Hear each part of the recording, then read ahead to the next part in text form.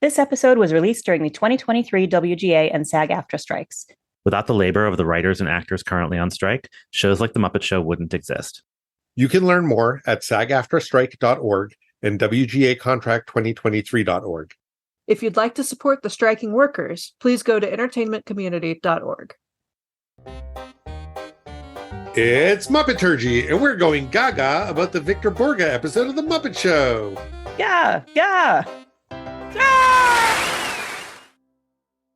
Hi, everyone. Welcome back. I'm so glad you're here. I'm David Levy. Here today with me are Christy Bauer, Michal Richardson, and Adam Grossworth. Here is a Muppet News Flash. We are here this week to talk about Season 4, Episode 5 of The Muppet Show. It was produced the week of May 22nd, 1979, and it aired in New York City on November 5th, 1979. It was number 7 in the air order. In the news on this day, it's kind of a big news day, leading off with the fact that it is day 2 of the Iran hostage crisis. I did not look up how long that actually lasted, but many, many, many more days, and it's still a very famous event that they've made movies about and stuff. The closing of some nuclear reactors may have to be ordered because of the proximity of some of the 72 operating ones to population centers, such as New York and Chicago, according to the chairman of the Nuclear Regulatory Commission. This is more post 3 Mile Island stuff. Ronald Reagan and Ted Kennedy leading the presidential primary polls. Yay for America. Well, more yay for America. The manned space shuttle is months behind schedule. Its costs are overrunning estimates. Its management has been juggled. A plague of technical problems has postponed its first orbital test flight until next summer, if not later. I'm pretty sure that ended up being later. But when I went down my Star Trek hole a couple episodes ago, what you're calling it? Yeah, yeah, it's Klingon. It's not pretty. There's a shot of the Enterprise, the spatial Enterprise, and I actually thought, isn't that early for this? But no, because they were developing it. New auto industry technology, a source of wonder and anxiety. When a breakdown or bottleneck occurs in the manufacturing department or on an assembly line, an engineer observes the problem and records what he sees on the datamite with a Y, MYTE. When the observation is completed, this information is transferred to a computer, and 15 to 30 minutes later, the computer's advice for solving the problem emerges on a printout. With standard procedures, the same analysis would require 8 hours. Yet the new technology is also causing concern over possible loss of jobs and possible strengthening of the industry's ability to exert control over the workers and their unions. So nothing changes except computer processing time. Here we still are. Acid rain is a rising global threat in the view of many scientists and governmental officials who cite its rapid increase in more areas of the world. Whatever happened to acid rain? I think we fixed it. Did we? Okay. I know the world is still dying, but in the 80s, there was a lot of actual bipartisan support for fixing environmental things, which is why we also don't have a hole in the ozone layer anymore. Right. That also went away. It's just acid rain was the thing when I was a kid. Now it's just the world is on fire and we're all going to die. But, it was very specific back then. I think as a kid, I thought that there was some correlation between acid rain and acid wash jeans. I mean, there could be. And I'm just realizing this now. I always hear the phrase acid rain in the voice of James Taylor singing Acid Fire and Acid Rain. Oh, no. I put that down for extra credit on a high school chemistry test. I don't remember what the context was, but he was like, tell me a joke for extra credit. And I got it. Oh, you had a cool chemistry teacher. Yeah. Locally in New York, Mayor Koch was pelted with eggs. We should bring that back. What? Why? What did he? I don't know. I didn't. There's a lot of news this week. I didn't read the whole thing. He failed Mayor to hire a Koch, frog. notable guest star of Muppets Take Manhattan. I was going to say, he failed to hire a frog to help him balance the budget. People thought he needed help with it, maybe. Al Capp, the creator of Lil Abner, has died. And we've talked about the sort of advertising section of the Times, and there is an ad for ads, which I loved. If you want M''EM, 35, semi-rich, super educated, and car, liquor, and travel-oriented, Tennis Magazine just may have the best game in town. Semi-rich? This sounds like an advertisement in a college newspaper to try to recruit women to donate their eggs. Oh, no. I mean, you're right, but oh, no. They're trying to get people to advertise in Tennis Magazine. I get it. I don't get it. It's the demographics. Is it for people? If you're looking for people to advertise to who are 35, semi-rich, super educated, and car, liquor, and travel oriented, you should advertise in Tennis Magazine. But I just find all of it so weird. There is also a 2-page ad taken out by Mobile where they're defensive about their profits. Apparently, there was a news report in which, this is during the gas crisis, right? So gas is crazy expensive, and there was a news report claiming that Mobile had made a profit, and people were mad about it. And they took out a 2-page ad that is truly unhinged and will be in the show notes to defend themselves from this inaccurate news report. Bonkers.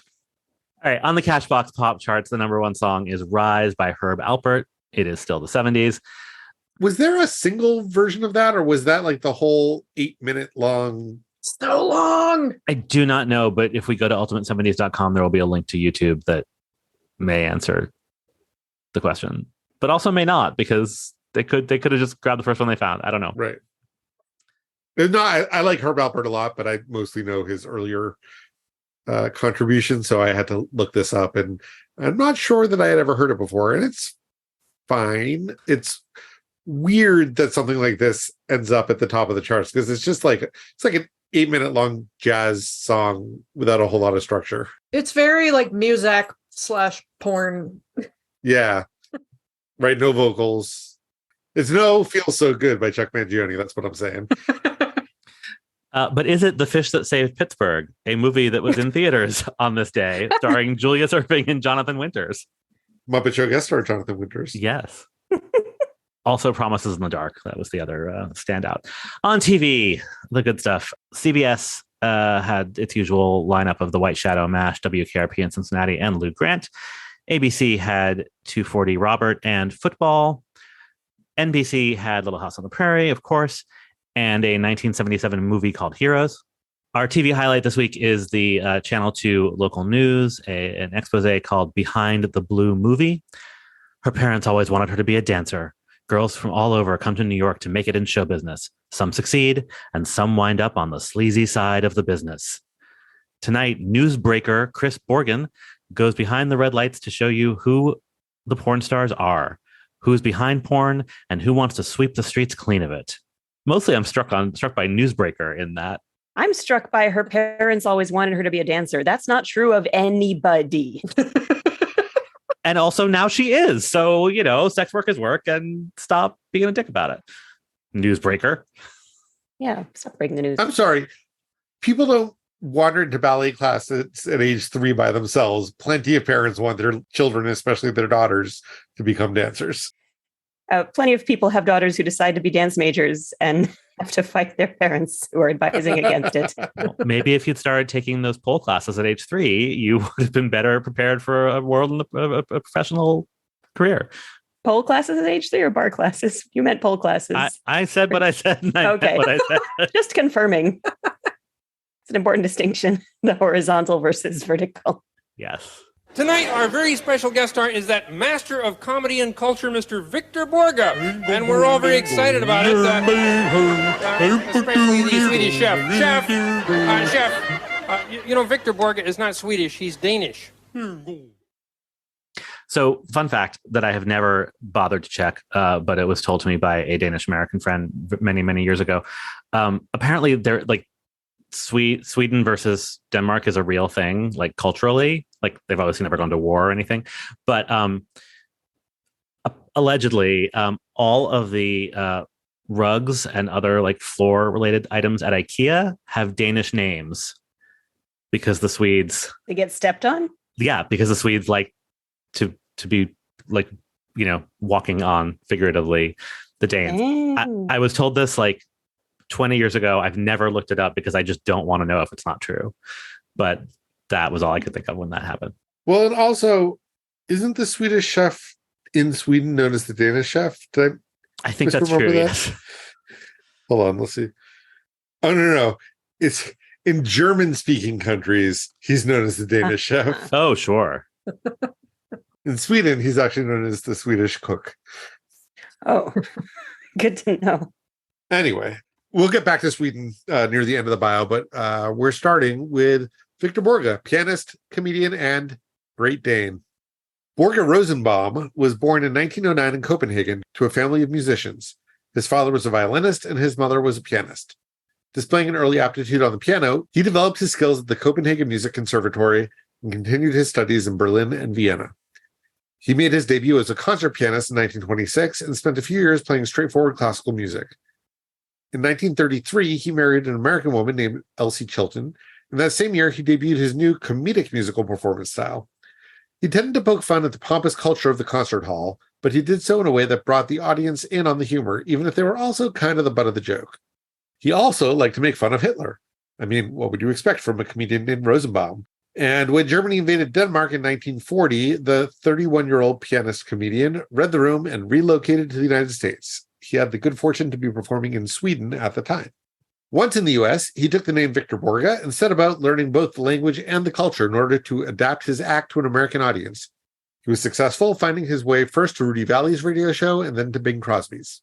By 1945, he had his own American radio show, and he made his debut at Carnegie Hall. As the 50s rolled in, he was firmly established in popular culture.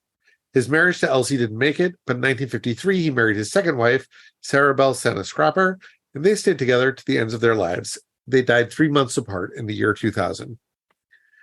Anyway, back in 1953, Victor took his shtick to Broadway in a one-man show called Comedy and Music. And with an 849 performance run, he set a record for the longest-running one-man show in the history of theater, according to the Guinness Book of World Records.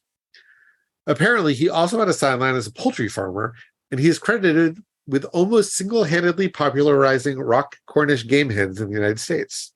It's shocking to me that does not come up on The Muppet Show. He was a frequent presence on television, appearing on variety shows, game shows, specials, and of course, Sesame Street, The Electric Company, and The Muppet Show. In 1963, Borge helped create the Thanks to Scandinavia Foundation, which funded scholarships for Scandinavian students in gratitude for the aid that many Scandinavians gave to Jews during the Holocaust. In 1979, he co-founded the American Pianists Association, which at the time was called the Beethoven Foundation, which to this day gives out 2 major awards each year, one in classical and one in jazz.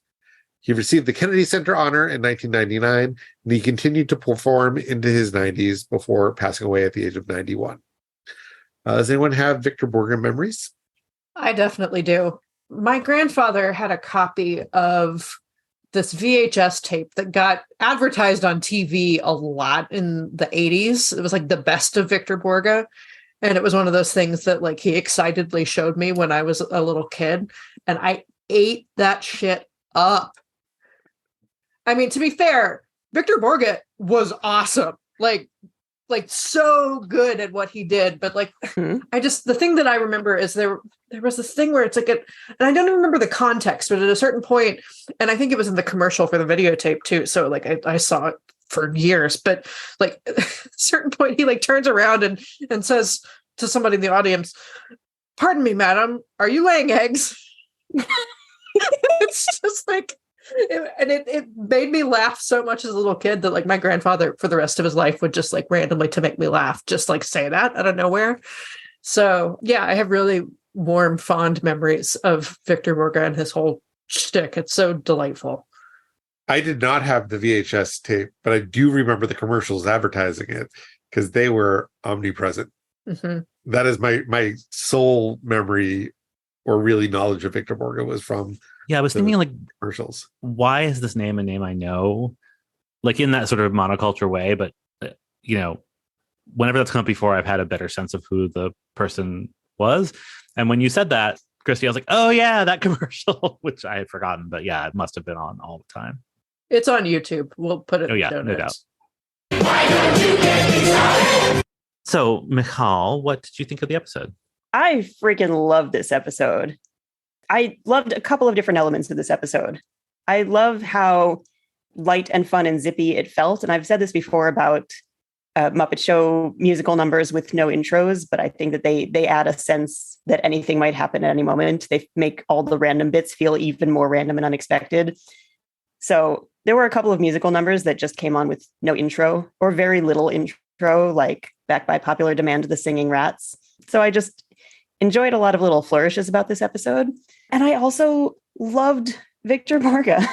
I had only ever heard and only listened to, I hadn't seen the visuals of his performance before, but I had heard him through mixtapes or Dr. Demento's stuff, but seeing the visuals and seeing the way he interacts with the Muppets was wonderful. It left quite an impression on me. Seeing Victor Borge perform brought up a lot of different associations for me, but he has such a vast talent and he uses it in such a specific way. It made me feel like he's some kind of a mime, but he uses his musical talent and he uses the piano as props, as like part of a miming act. I got kind of a Bill Irwin or a Harpo Marx vibe from it, where even as an older man, he is so physically agile. And even that is impressive, but it's part of his shtick. And he also uses the status that he has as a classical musician and uses that as a prop.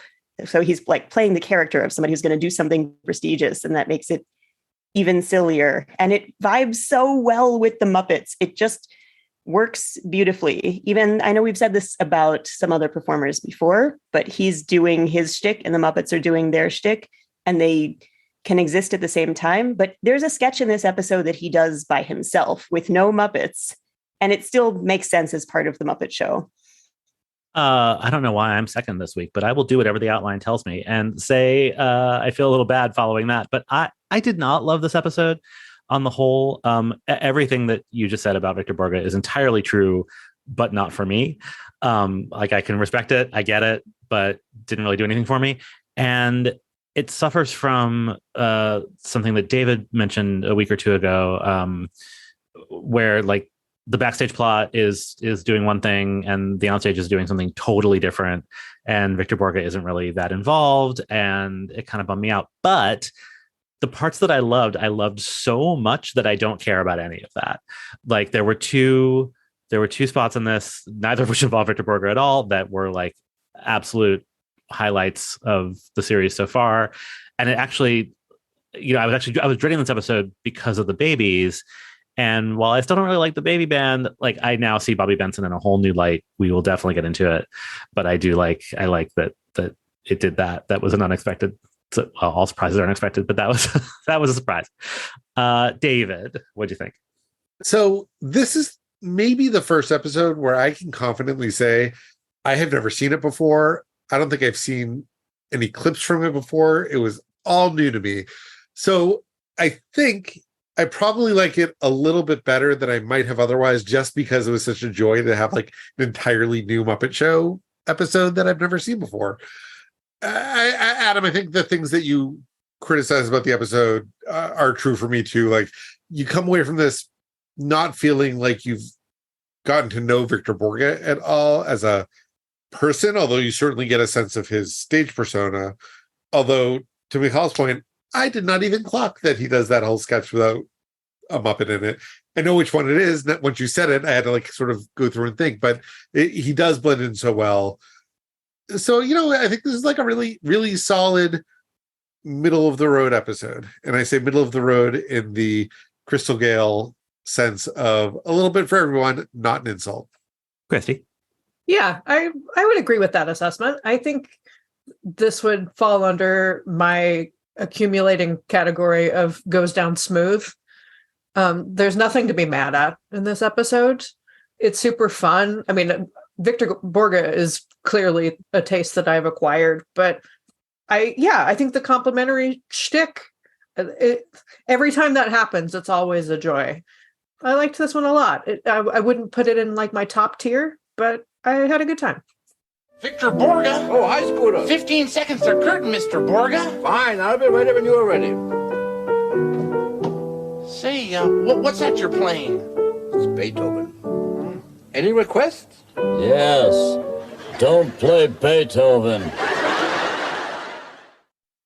And so that's the bust of Beethoven, who features prominently in this episode.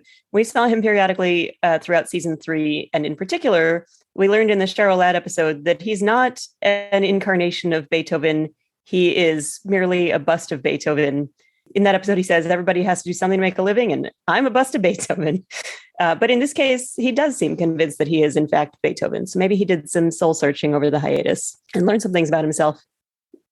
Who among us has not? Statler and Waldorf in the intro, they take up a refrain I used to hear a lot from my old boss. Don't despair, in half an hour it'll be all over. I wish we could say the same for you listeners, but strap in. We're going to be here a while. You get excited. Okay, so Gonzo... I got off a plane 2 hours ago. I'm extra punchy. Yup. Okay, so Gonzo prepares to blow his trumpet, and then Bobby Benson's baby band, they swarm into the O, they attack Gonzo, and they trample him, and then they laugh menacingly into the camera. So that's the kind of day it's going to be, the rampaging horde of babies kind of day. We also should mention that when Kermit announces that Victor Borge is the guest star, he takes a pause and he looks up to make sure, oh yeah, the Muppet Show. Yeah. It was quite the moment. Yes, you're in the right theater, Kermit. Well done. The Muppet Show backstage.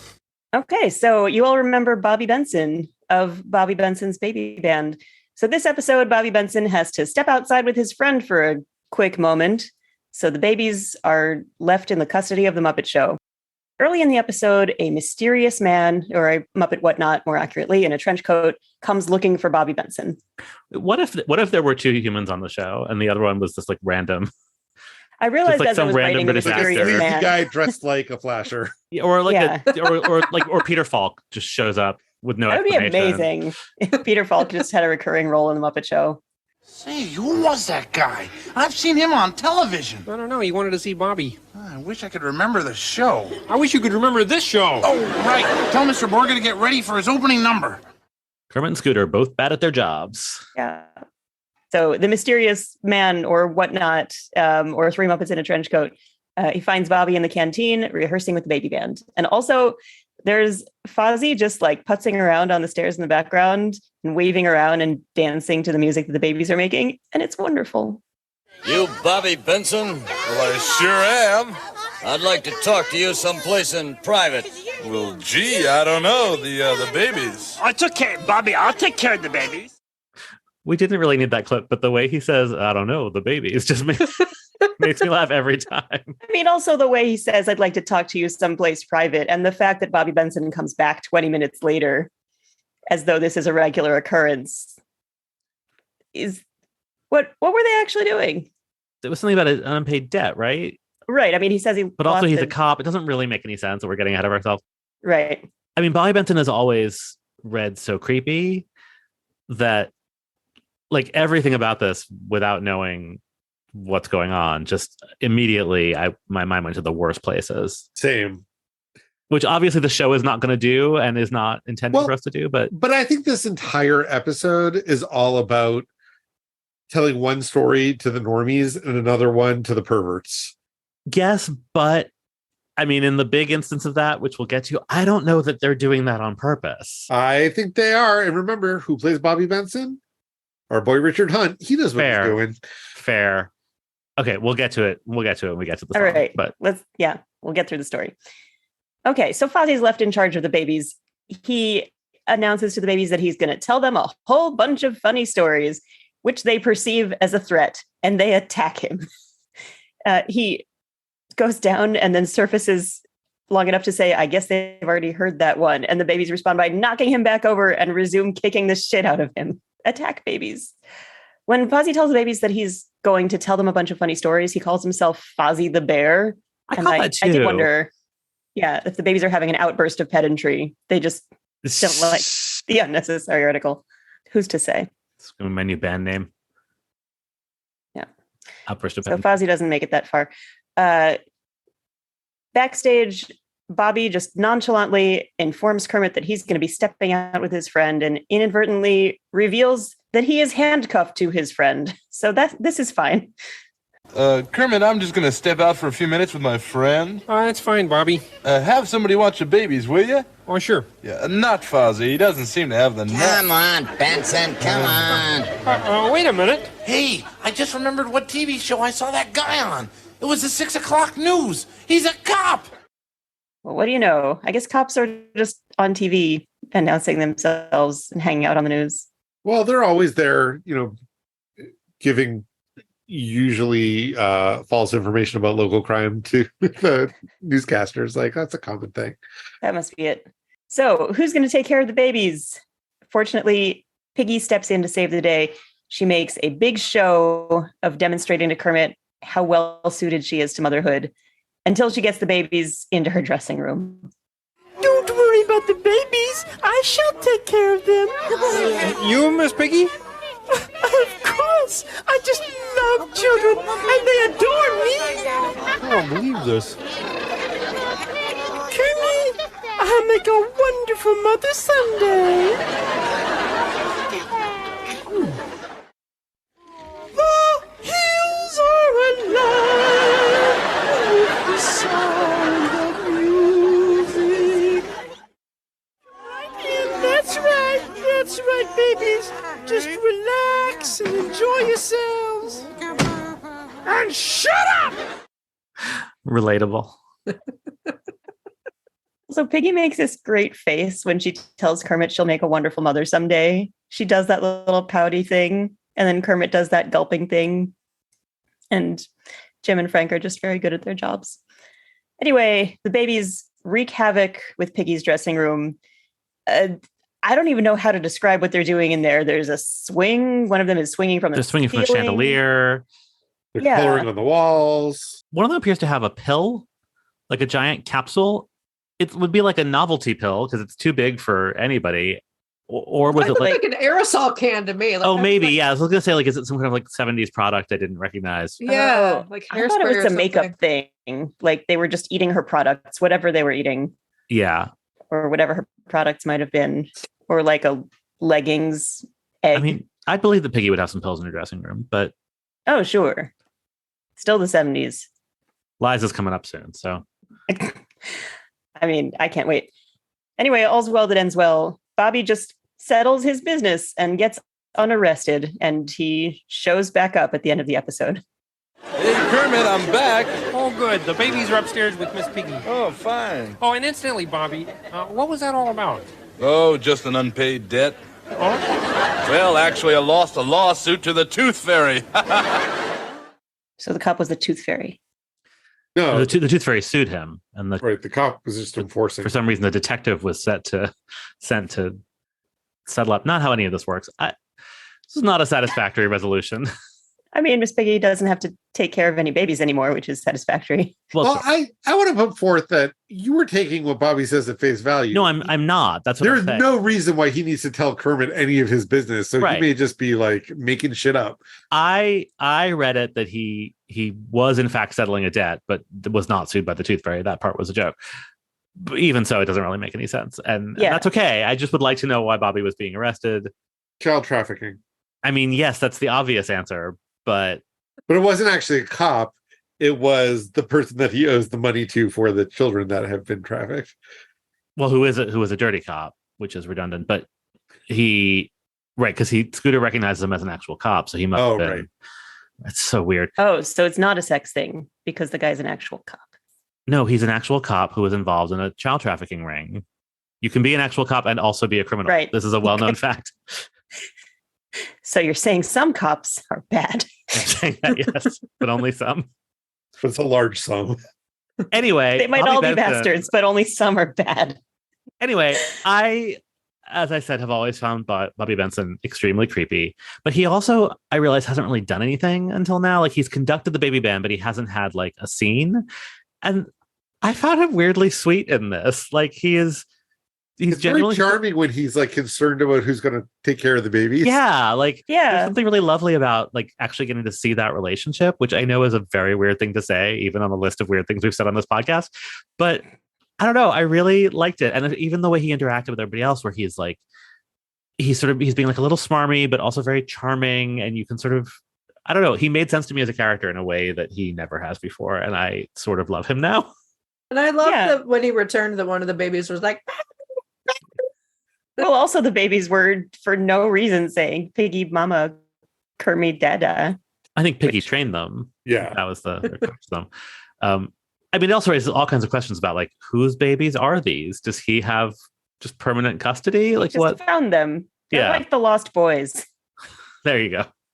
I mean, I think the supposed implication from past episodes has been that like he is the show business guy that these babies' families have like Well, I assume turned them over to with the hopes of the babies achieving stardom. Their mothers wanted them to be a dancer. Right, exactly.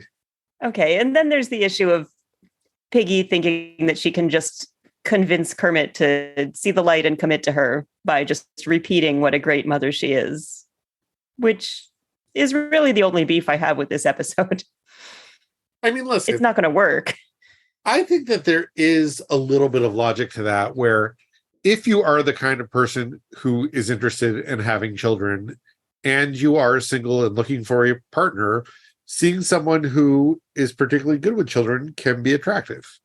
Now, is Kermit that person? Probably not. Yeah, by all indications, no. Yeah, neither of them seem to want children or be good with children. So right. Even just hearing Piggy say she'll make a wonderful mother someday surprised me, because that doesn't seem to be on her list. And frogs have such a different relationship with children and parents than pigs do.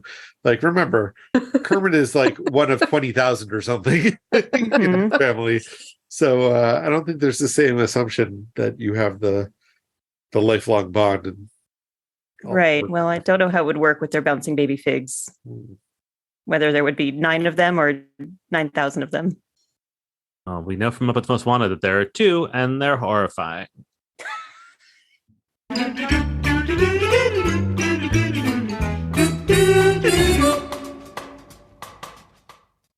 All cops are baby band enthusiasts.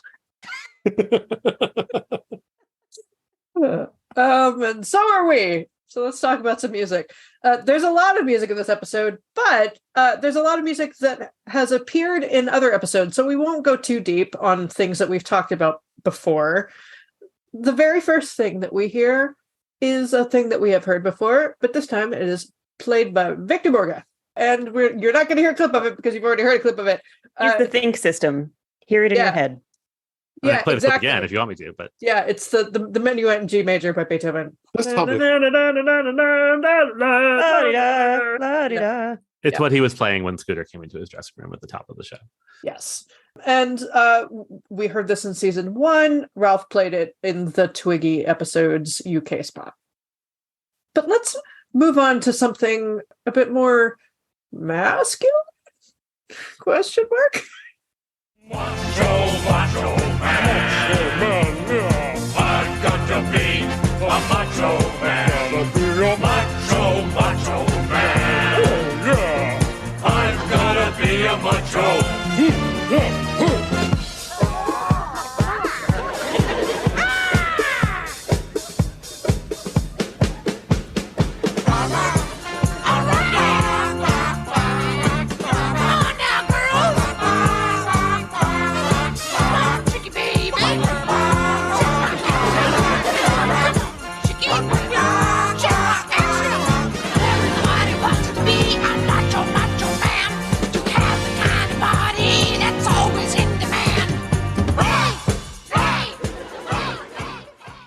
It's Macho Man, as performed by rival gangs, question mark? It's real weird. It's real weird. It's less rival gangs and more annoyed Chelsea neighbors. Probably the West Village at this point, but yes. Yeah, so we have a gang, quote unquote, of leather pigs, and then we have Gonzo and his disco chickens. Basically. Chickens. I remember in the Navy extremely well and could not remember that. And so this started and I was like, wait, what? They're what? What the fuck is happening? I had the exact same experience. I'm pretty sure that my first experience of this song was through a Muppet Show compilation album that included this rendition of it. Yeah, I'm pretty sure I'd seen it. Like once it got going, I was pretty sure I'd seen it before. But I mean, this is a song that has been very much in the culture for 40 years or so. So yeah, we're getting ahead of ourselves though. We should talk about the song, or Chris, you should talk about the song. So yes, this is a song by the Village People from 1978. So it was pretty new at this point. And if you don't know anything about the Village People, I have some questions. But the Village People are a disco group that was formed by 2 French music producers and a singer named Victor Willis, who is still with the group to this day. He's the only original member still with the group. And they were created to capitalize on disco's built-in gay audience. Village refers to like the village, as in Greenwich Village. And Victor Willis, interestingly, not gay. He was married to Felicia Rashad. Not sure those two things. I mean, not sure one thing follows the other. Sure. I'm just gonna say it that like Victor Willis being not gay and also being the only one who survived the 80s tracks. Fair. Yeah. I mean, I don't know if he's the only one who survived the 80s, but the only one who's still. I don't believe that's the case, but still dark and true enough. Sure. So this was Village People's first hit. It peaked at number 25 on the Hot 100. And Wikipedia has a lot of funny quotes from reviews of the time. My favorite is that Cashbox said that this funky number should be a dance floor hit. I mean, it was. This is a great time. I really, really need Gonzo's purple lame hat. If I had it, I would wear it probably every day. Yeah, you'd be wearing it right now. I would. Yeah. Before we move away from the song itself, I went looking to see if like there was an actual video that they were referencing in this, and as far as I could tell, there wasn't. But that did send me, to just listen to the song, which I had maybe never done before beyond the chorus, and it is wild. In this version, they're only singing like the chorus and like 2 lines of the verse that they repeat. So some sample lyrics, the like intro that they cluck in the clip we just heard and that the pigs also hum actually has words. Those words are body, want to touch my body, it's too much my body. That is a sampling of those words. There are many more along those lines, including want to funk my body. Then just one of the verses I pulled was, every man ought to be a macho man. To live a life of freedom, machos make a stand. Have your own lifestyles and ideals. Possess the strength of confidence. That's the skill. Which does not sound like it scans, but that's what Google said, and I didn't check it. There's a lot going on in this song, and there's also a lot going on in the Muppet version of the song, but there's sort of 2 different lots. I have additional information about the membership of the band. Victor Willis actually left the band pretty early, like in 1978, and then rejoined the band in like 2017. Huh. And there is a deep and fascinating Wikipedia page for anyone who wants to know more about the various ins and outs of the lineups of this band. That there have been some lawsuits and copyright things, and but when he rejoined the band, there weren't any original members left. Right. But that was after he settled a lawsuit with like the corporation that owned some of the intellectual property of the band or something. It's funny that we keep calling them a band, but the group. Yes. So I don't know who wants to start unpacking this sketch. Okay. Because we established we disagree. So are these, I mean, Christy mentioned this question earlier. Are these actually rival gangs? Are leather pigs and disco chickens actually opposing sides? I think so. Here's my read on this scene, and then you can agree to disagree. Is that if you think about the disco culture of the moment, and specifically the gay disco culture of the moment, then as there is now, there were subcultures. And if this is news to you that leather pigs is a specific actual subculture in the gay world, sorry to be the one who has to share this with you. To put it very briefly, piggy in gay subculture talk is a particular kind of kink that's sort of, well, it's sort of what you imagine when you hear the word piggy to describe a kink, right? Like it's people who are, want to kind of roll around in the swill. It's, has a little elements of BDSM, which I think is why it sort of ties into leather. Not all leather daddies are piggies. Not all piggies are into leather, although I would say most are. So like that's a thing. And like the fabulous Sequins and Spangles disco gays represented here by Gonzo and the Chickens is a separate group. And so in some ways this is almost like reenacting kind of the turf wars of the village, of the gay dance club scene, of the gay scene as a whole, which I think they were very much aware of when putting this together, but also needed to construct a plausibly deniable alternate story so that if anyone was like, what is going on here? You can be like, oh, get it? They're their rival gangs and see how it's like a rooftop, kind of like West Side Story, and they're fighting. That's my read. Yeah, I buy that. There was a whole, anti-disco movement, largely because the music was so driven by queer people and people of color. And so it's sort of interesting that there's like the butch side and the more femme side with Gonzo and the Chickens. But then also this happens. I'm gonna be a macho. You're a bunch of sissies. Which feels backwards. But also it would be really weird if Link said that. So I don't know. But remember too that at this moment, at least on the schoolyard level, like calling each other sissies didn't necessarily read, at least to kids, as like a gay slur. Like not even as a gay slur, but you put it in a song called Macho Man in this context and have like the flamboyant character call the macho characters sissies. It's a little weird dramaturgically. Well, I think it's ironic. It's not. Yeah. Yeah.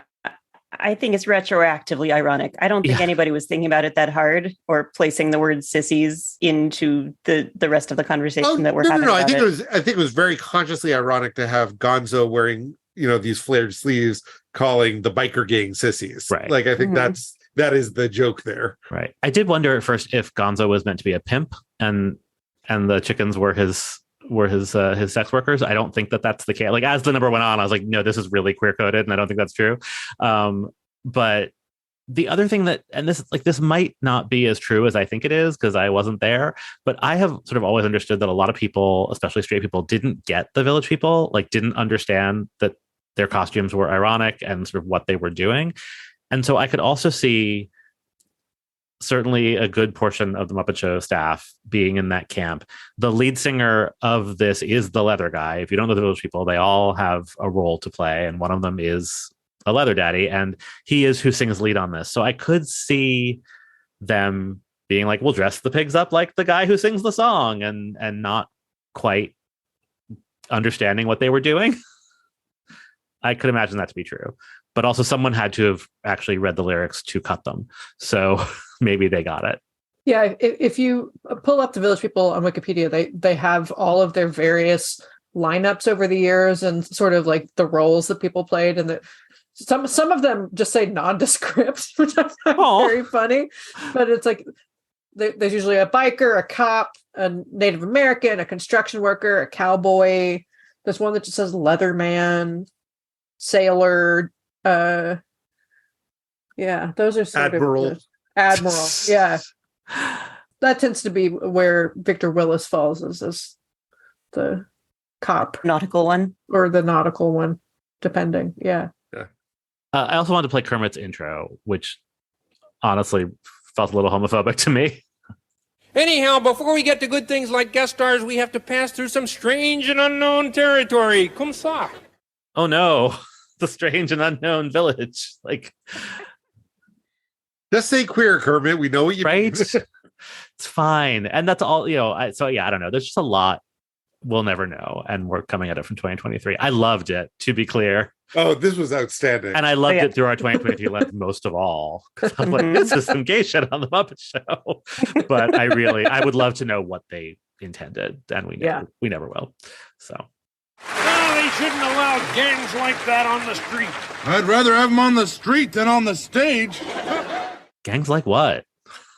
Again. Don't think that word means what you think it means. So we get another repeated bit of music, but in a very delightful context. No, you be my guest. Let's play something together. Hey, can I do that? What do you know? Do you know anything? Maybe something by Bach? My bark is worse than my bite. There are 3 Bachs, Johann, Sebastian, and Offenbach. I often bark myself. He's a witty dog.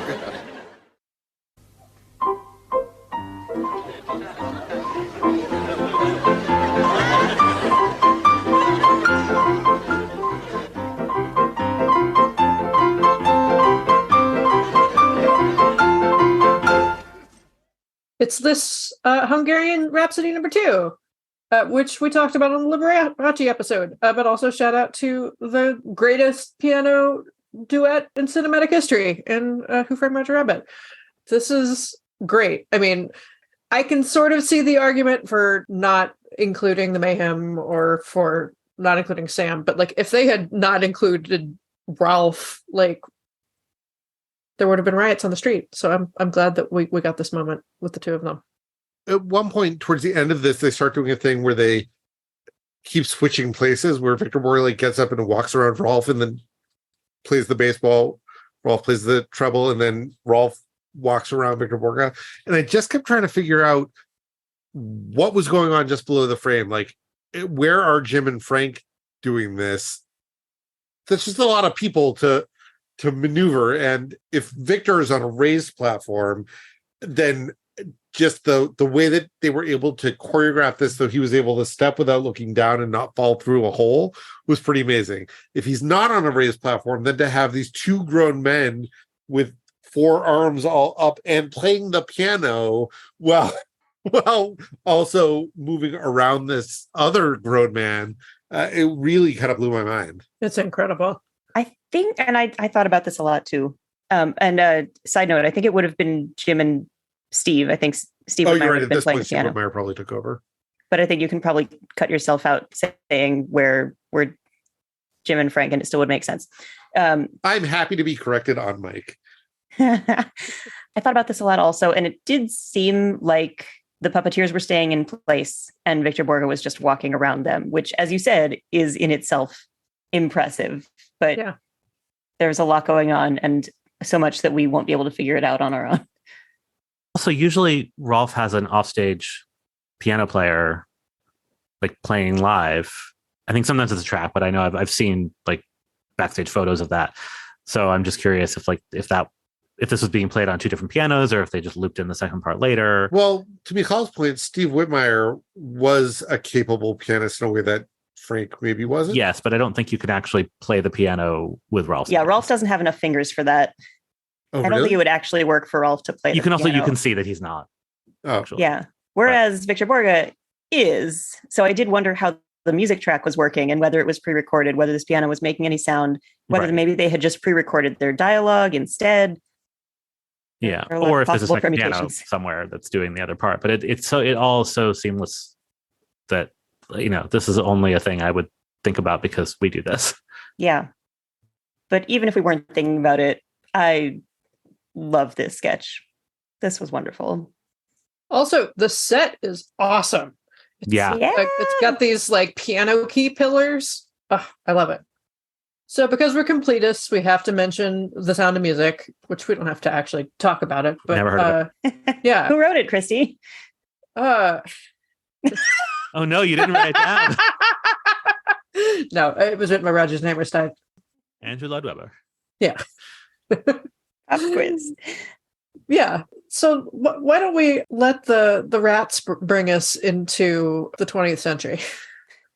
When the clock strikes 1, 6, and 7, we'll be right in 7th heaven. Gonna rock around the clock tonight. Gonna rock till the broad daylight. We're gonna rock around the clock tonight. Let's rock around the clock, which is a very important song in the history of rock and roll music because it was the very first #1 rock hit. It was #1 for 2 months on the Billboard pop charts, the precursor to the Hot 100 in 1955. And it spent 7 weeks at #1 on Cashbox. It was propelled into the #1 spot because it was used in a movie called Blackboard Jungle. And it was written by Max C. Friedman and James E. Myers. James E. Myers was writing under a pseudonym, Jimmy DeKnight. Sure. And it was written in 1952, and the hit version was by Bill Haley and his Comets. And that recording was number 159 on the original terrible Rolling Stone 500 Greatest Songs of All Time list. And sadly, it was not on the 2021 list. And this is a lot of fun. They were obviously still workshopping what rats look like. Yeah, they look real weird. Literally, in my notes, these rats don't look right.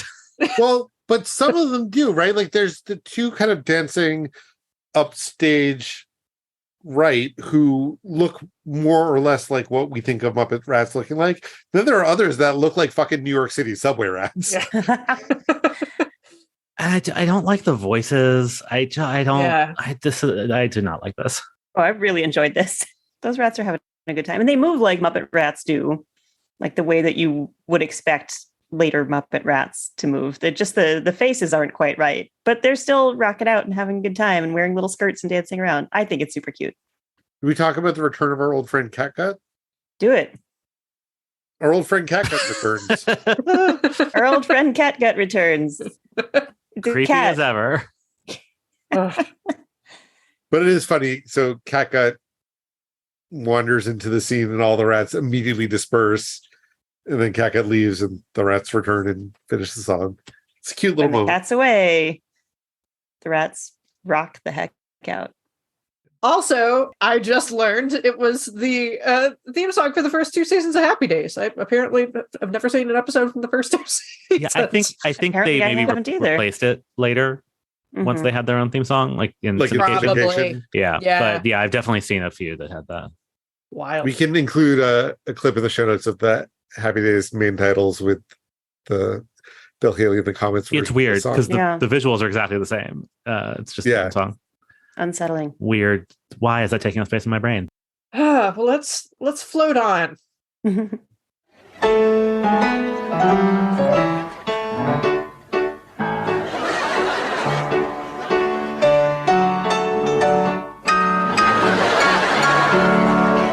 right. It's the Blue Danube Waltz again. This is a waltz by Johann Strauss from 1867. So shout out yet again to the public domain. And we've talked about this before. It was in the Mummenschanz episode. Though in that episode, we weren't necessarily hearing it as it is meant to be heard. Not that we're hearing it as it's meant to be heard now, but this is a little closer because in that episode, that was the terrible, horrible bit with Zelda Rose in the library with all the upsetting noises that I know Adam hates as much as I do. So much. So yeah, this is fun. Yeah, but this is the non-Muppet bit. Yeah. Oh yeah. Well, the busted Beethoven is there. It was just hanging out. Yeah. But no Muppets have any dialogue and no active moving Muppets are on screen. It's just Victor Borge doing his shtick. I can't think of a natural segue for this next one, so let's just move on. Let's just act naturally. Press on. Well, hope you'll come and see me in the movies. Ah! Then I know that you will plainly see. Who are you? The biggest fool that ever hit the big time. Oh. And all I gotta do is act naturally. Hey, wait a minute, you can't do this. Why not? Well, you're a reflection. You're supposed to do just what I do. But you do ludicrous things. I do what? Ludicrous things. Of course I do. I'm an artist. And all I gotta do is act naturally. So this is Act Naturally in our UK spot. I thought that this was of a significantly higher quality than the UK spot normally has. I agree. And then the rat number. Spot. Like they should have switched those. Yeah, I had assumed the rat number was the UK spot, but no. So this was on one of the VHS compilations. This was the one piece of this episode that I knew inside and out. I love this so much. So yeah, this is a song called Act Naturally that was written in 1961 by a country singer named Johnny Russell. It was originally recorded by Buck Owens and the Buckaroos. I often buck myself. Yeah. Want to buck that body. Often. Body. I often buck myself. Yes. So it took Johnny Russell 2 years to convince anyone to record this song, which is wild to me. It's a great song. Yeah, it was a number one hit on the Hot Country Singles in Your Area chart in 1963. And I would venture to guess that most people, if they know this song, not from Gonzo or from Buck Owens, know this because it was recorded by failed skiffle outfit The Beatles in 1965 with a very charming Ringo vocal. And in 1989, Buck Owens and Ringo recorded a duet version of it. So really I love cute. that. Yeah, and apparently, like, this is a thing that Ringo does in basically every live show he ever does, which is understandable. Yeah, I love this. It's Gonzo singing with himself in the mirror, but his reflection has a mind of his own. It's just the perfect Gonzo bit, right? Like it's a Mhm. song that feels like it could have been written for the character. And Yeah. it's just so I don't know. It's just like it's the right vibe. And it's not as much as of a downer as the last time Yeah. he had one of these. And like, oh yeah, like the lyrics kind of are, but because it's a peppy number and it's a little weird, it just suits him better. Yeah. And he's rocking this little vest and plunking on this little uke. Ah, it's so cute. Do you think that this was done with two puppeteers, or was this done with Dave doing two separate takes on either side that were edited together? Huh. I think that some of the takes have a mirror and some of the takes are using a puppeteer on the other side of the mirror, because you can see the switch.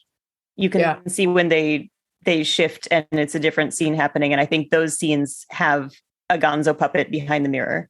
Well, I mean, there's specific moments where like the Gonzo puppet in the reflection changes outfits. So Right. Like Like, those they're not cuts hiding are really edits. obvious.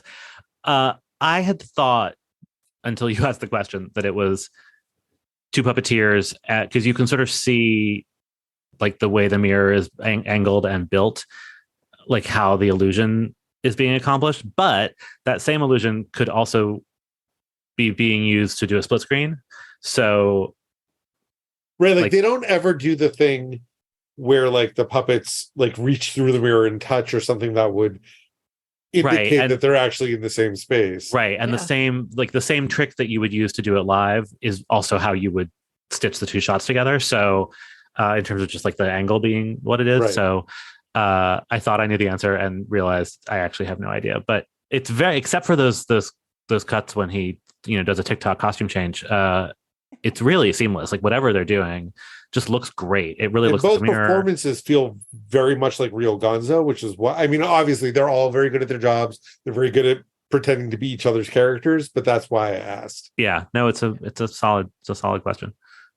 Yeah, I only thought about it because I noticed the cut early in the song when the Gonzo in the mirror is still wearing the same outfit as Gonzo. So the fact that there was a cut made me think that these were two different shots. We may never know. We get more Beethoven.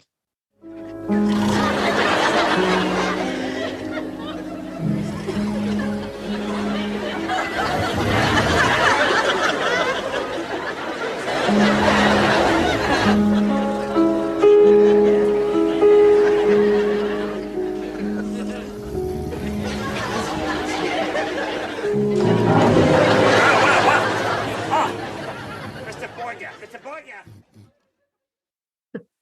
It's Moonlight Sonata, which we have talked about before on the Julie Andrews episode. And depending on who you ask, it was either written by Beethoven, or if you ask my mother, it was written by my brother for her. Aw. It's our ongoing family bit. No wonder I love the Muppets. I come from people who have ongoing bits. Yeah, I mean, I don't know if I've expressed my deep love of the bust of Beethoven puppet, but I love that puppet. It's so great. It nods off very convincingly. Yeah. So does Victor Borge, and so does Fozzie. Fozzie does this beautiful thing. Oh, sorry. Oh, I was just going to wax poetic about Victor Borge's comedy chops. Like just his like physicality is, oh my God, it's so funny. It's so funny. And Fozzie does this lovely thing where he's staring in rapt attention at Victor Borge playing, and then he suddenly, extremely abruptly, just nods off onto the piano. Just topples over. That's great. And Fozzie sleeping, just like looking at Fozzie from behind as he like breathes deeply. Oh, it's so cute. Yeah, even this soporific sketch in this episode just fills me with joy. I love it. Well, I got to Google what soporific means. Sleep inducing. I Googled it earlier just to make sure that I had it right, but I think I have it right. You do.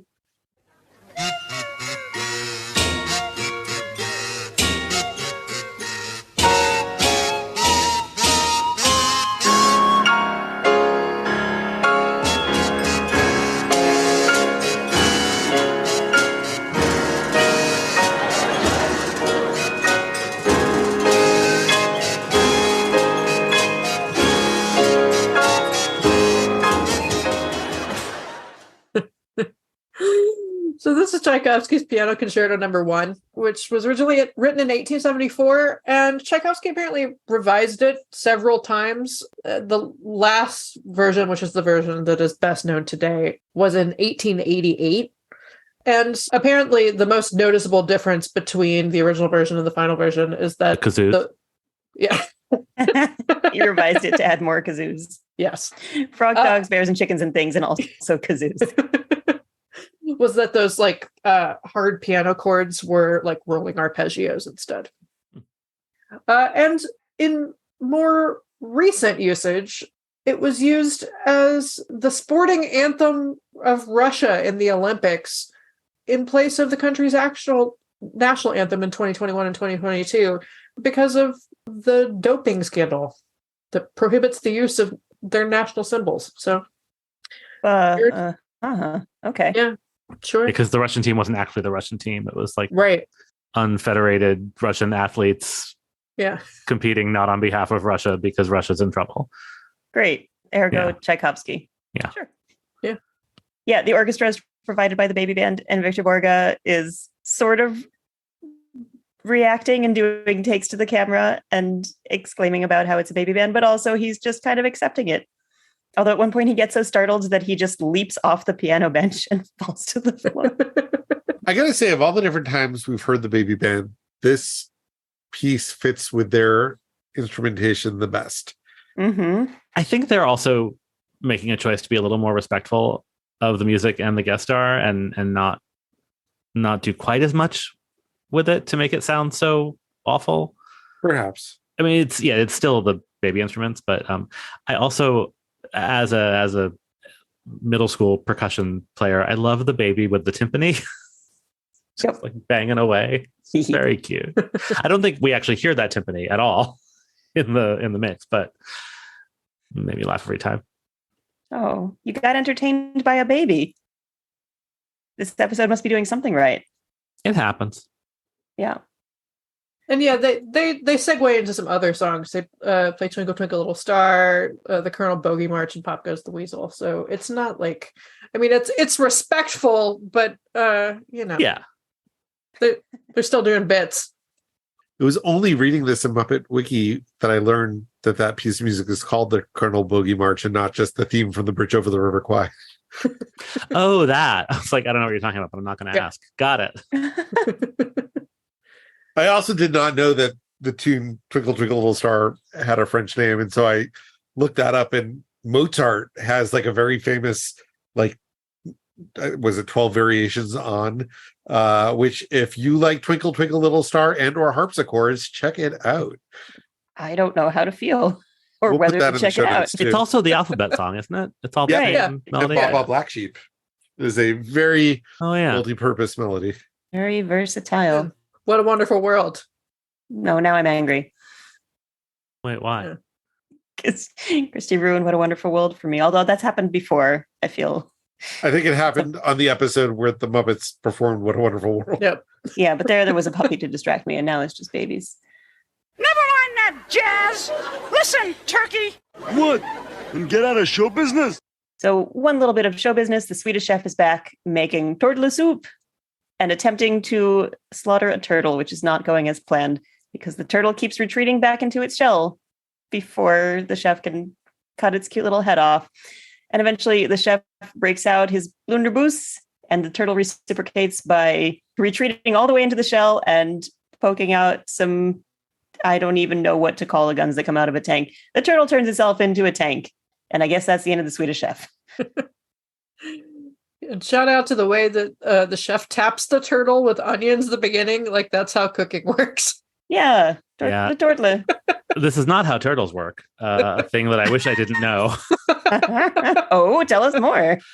There's this thing that like appears on the internet periodically that's like, did you know that a turtle's shell is in fact part of its skeleton? And it's like with an illustration with a cross section of what turtles look like on the inside. And I did not need to ever know that, but now I do, and now you all do too. Let me tell you, if you are even a little bit interested in turtles, which I know is sort of a crazy thing as I hear it coming out of my mouth, at the Natural History Museum in New York, and I imagine it most of the better natural history museums, turtles and their ancestors form a significant part of the fossil collection. And so you can learn all sorts of cool stuff about how turtle shells work now and how they used to work millions of years ago. Billions of years ago, could they turn around in them? No. And turn into tanks? Well, that's what you're saying is not how turtles work. It's not that turtles can't pull their bodies into their shell. Right. They can't turn around inside their shell. Yeah, but they can't actually. The other correct. end. It's not like a little house that they live in. Or turn themselves into tanks. Well, that's different. That's suspending disbelief. At the aquarium in Bermuda, they have the shell that has been vacated by a dead Galapagos turtle. So, Galapagos turtles are giant, and they let you crawl inside it and pose for photos with the turtle shell on your back, which sounds horrific in the abstract, but in the moment actually is just a lot of fun. And if I can find that photo, I will share it with you. Nope. Amazing. Not crawling into. I mean, admiring fossils is one thing. Crawling into somebody's skeleton and taking a picture is quite another. Well, but yes, he's not using the Natural it History anymore. Museum. They're not using it. Yes. It's not like fresh. Like they've cleaned it. Let's finish this. Wait, not without talking about the Swedish chef fucking fisting a turtle. Well, tell us about the Swedish chef fucking fisting a turtle, David. It all comes back around to the leather pigs. Seriously, so it's not just that the turtle goes into his shell and turns around or whatever. The first thing he does is when the turtle retracts into his shell, we don't know that it's turned around. And so the chef puts his hand in going after the turtle as though he's going to like pull him back out. But when we discover that the turtle has in fact turned around, we discover this because the chef gets this look on his face, which is, oh my God, my hand is inside this turtle's asshole. And it is such specific puppetry. It's beautiful. But also, holy shit. I mean, when you're reaching inside a turtle shell, you're in for some trouble. He was reaching in after the head, and so he could easily have had his hand chomped off. And instead he ended up in the butt. I don't know which is worse. It was not what I expected from the Muppet Show. Although I should have, because this is, again, the episode that started with the leather piggies. There you go. I was going to say, is this a no homo from the chef? Oh, I don't think so. I think this is, it's about consent and expectations. I mean, it is a very invasive process he's using. To cook turtle's credit, it does not react adversely to the chef's invasion. Well, other than turning into a tank and killing him. Well, I mean, it does not have a specific reaction to having Frank Oz's hand up his butt. The turtle looks pretty amused by the whole thing. And for Pokemon fans among our listeners, we should note that the turtle, when he turns into a tank, looks a lot like Blastoise, and yet Blastoise will not exist for a good 20 years after this. So this is an episode for piggies, Pokemon fans, classical music lovers, drag queens, arguably. Yeah, the lovers, the dreamers, and me. Also, actually, to go back to this, I think one of the chickens in Macho Man is carrying handcuffs. Sure. Just, throwing that out there. That they're chickens wearing afros. If they can do that, they can wear handcuffs. Indeed. Yeah, come on, babies. Mr. Borge, since you are our guest soloist tonight, the babies would like you to have this baton as a souvenir. Oh, but you have given me so much already. Oh, like what? Chicken pox. Well, before we say goodbye, does anyone have final thoughts on this episode? Just one thing that was in my notes that I didn't say that maybe isn't worth saying is that Bobby Benson sort of feels like a Bill Beretta character, even though he is many, many years away from ruining everything he touches on the Muppets. But yeah, that's all really. So one thing that I wanted to say about the energy that I got from Victor Borge, in addition to the Bill Irwin and Harpo Marx energy, I also got a lot of Anna Russell with the purporting to perform classical music and in a very prestigious way, and then making it absolutely ridiculous. If you enjoyed this episode of Muppet Show, or if you enjoy Victor Borge, and if you haven't heard of Anna Russell, do yourself a favor and look her up if you're into Gilbert and Sullivan or Wagner or even, dare I say, English music hall songs. She has a ridiculous parody for you, and she'll make it worth your while. And I had one note that I also forgot to share. We are just firing on all cylinders tonight, which is that during the Macho Man number, one of the ways that Gonzo's gang attacks the pig gang is that Gonzo picks up one of the chickens and pulls it back on a clothesline and slingshots it across the pigs. And I wonder if this was the inspiration for the video game Angry Birds. We need to mention that Fozzie is there as Bear on Patrol. Also true. Just because that came up a couple episodes ago where he was in the barbershop. So they're using that costume more. Yeah. Or they just wanted to hammer home the West Side Story thing by getting in Officer Krupke. Well, right, but that they use Fozzie to do that. Well, he couldn't use Link. He was too busy being a piggy daddy. True. Oh, Borge played the Muppet Show. Yep. Who won? This time, Victor was the loser. Thanks for listening to this episode of Muppeturgy. Join us in 2 weeks for a Blue Plate special episode featuring Linda Lavin. You can find us on social media at Muppeturgy or on the web at Muppeturgy.com. Buy our merch at Muppeturgy.com/store. Our theme music was composed and performed by Christy Bauer. Our show logo was created by Todd Bryan Backus, and this episode was edited by me, David Levy. That was fascinating. Why don't we get things started? Because I can't find the clip. That's why.